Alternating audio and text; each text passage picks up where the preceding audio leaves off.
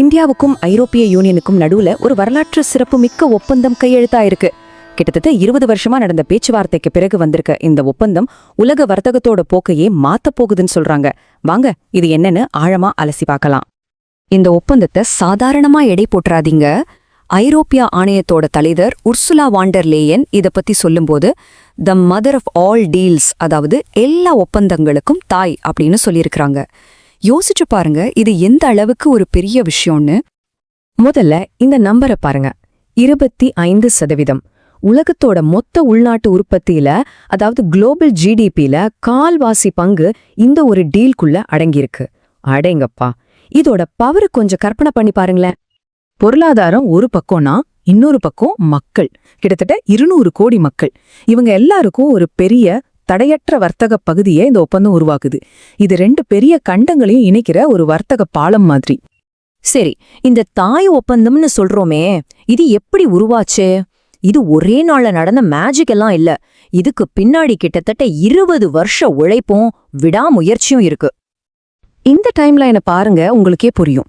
2007ல ஆரம்பிச்ச பேச்சுவார்த்தை 2013ல சில பிரச்சனைகளால அப்படியே நின்னு போச்சு. பல வருஷம் கழிச்சு 2022ல தான் இதுக்கு மறுபடியும் உயிர் கொடுத்து கடைசியா 2026ல வெற்றிகரமா முடிச்சிருக்காங்க. இந்த நீண்ட பயணமே இந்த ஒப்பந்தத்தோட அருமைய சொல்லுது.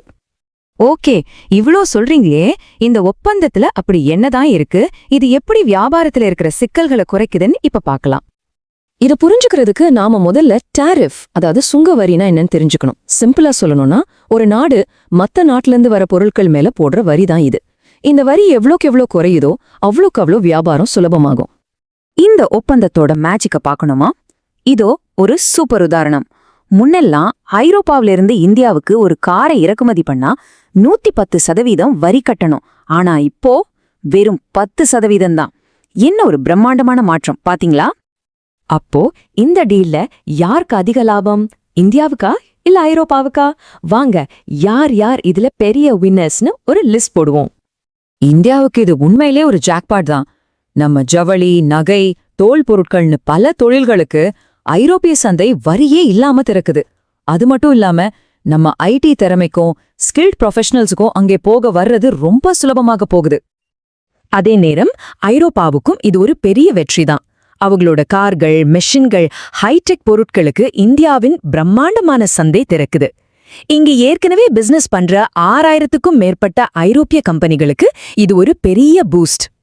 இந்த டேபிள பாத்தீங்கன்னா உங்களுக்கே புரியும், இது ஒரு பக்கா வின்-வின் டீல். இந்தியாவுக்கு கிட்டத்தட்ட எல்லா ஏற்றுமதிக்கும் வரி சலுகை கிடைக்குது. ஐரோப்பாவுக்கு வருஷத்துக்கு சுமார் 4 பில்லியன் யூரோ வரி மிச்சமாகுது. 2 பேருக்குமே கொண்டாட்டம்தான். ஆனா எல்லாம் நல்ல விஷயமா மட்டும் இல்ல. இந்த ஒப்பந்தத்தை செயல்படுத்துறதுல சில பெரிய சவால்களும் இருக்கு. நம்ம போக வேண்டிய பாதை அவ்வளோ சுலபமானது இல்ல. முதல் சவால் சட்டப்பூர்வ அங்கீகாரம். அதாவது ஐரோப்பிய பாராளுமன்றமும் இந்திய அரசும் இந்த ஒப்பந்தத்தை முறைப்படி ஏத்துக்கிட்ட பிறகுதான் இது நடைமுறைக்கும் வரும். இதுதான் முதல் பெரிய தடைக்கல். ஆனா இங்கதான் ஒரு முக்கியமான கேள்வி வருது. ஐரோப்பாவோட கடுமையான காலநிலை விதிகள் பத்தி என்ன? இதுதான் இந்த டீல்ல இருக்கிற ஒரு பெரிய ட்விஸ்ட். அதுதான் இந்த சிபிஏஎம்.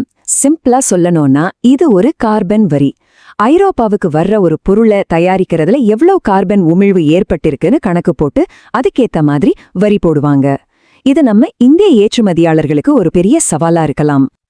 இது மட்டுமில்ல, இன்னும் சில சவால்களும் இருக்கு. ஐரோப்பாவோட விவசாய தர கட்டுப்பாடுகள், அறிவுசார் சொத்துரிமை விதிகள்னு பல விஷயங்கள் இருக்கு. அது மட்டும் இல்லாம ஐரோப்பிய பொருட்கள் வெள்ளம் போல உள்ள வந்தா நம்ம சிறு குறு தொழில்கள் பாதிக்கப்படுமானோ நாம யோசிக்க வேண்டியிருக்கு. சரி, பொருளாதாரம் சவால்கள்னு பேசிட்டோம். இப்போ கொஞ்சம் ஜூம் அவுட் பண்ணி உலக அரசியல்ல இந்த ஒப்பந்தம் எவ்வளோ முக்கியம்னு பார்க்கலாம். இது ஒரு புது வர்த்தக சகாப்தத்தை உருவாக்குமா? இந்த ஒப்பந்தம் சைனா +1 அப்படிங்கிற ஒரு முக்கியமான உலகளாவிய மாற்றத்தோட ஒரு பகுதி. அதாவது உலக நாடுகள் எல்லாமே வர்த்தகத்துக்கு ஒரே ஒரு நாட்டை மட்டும் நம்பியிருக்கிறத குறைக்க நினைக்கிறாங்க. அந்த வகையில இந்த இந்தியா யூரோப்பா ஒப்பந்தம் ஒரு சரியான மூவ். இந்த எண்களை பாருங்க, ஒரு புதிய வர்த்தக சக்தி எப்படி உருவாகுதுன்னு தெரியும். இப்போ இருக்கிற வர்த்தகத்தை 2032க்குள்ள இரட்டிப்பாக்கணும்னு இலக்கு வச்சிருக்காங்க. இது சாதாரண இலக்கு இல்ல, ஒரு மெகா லட்சியம்.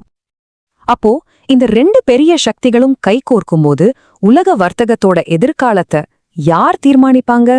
இது நம்ம எல்லாரும் யோசிக்க வேண்டிய ஒரு முக்கியமான கேள்வி இல்லையா? இது மாதிரி உலகத்தையே மாத்தக்கூடிய முக்கியமான விஷயங்களை சிம்பிளா புரிஞ்சுக்க மறக்காம எங்களை பின்தொடர்ந்து சப்ஸ்கிரைப் பண்ணுங்க. அடுத்த பதிவில் சந்திப்போம்.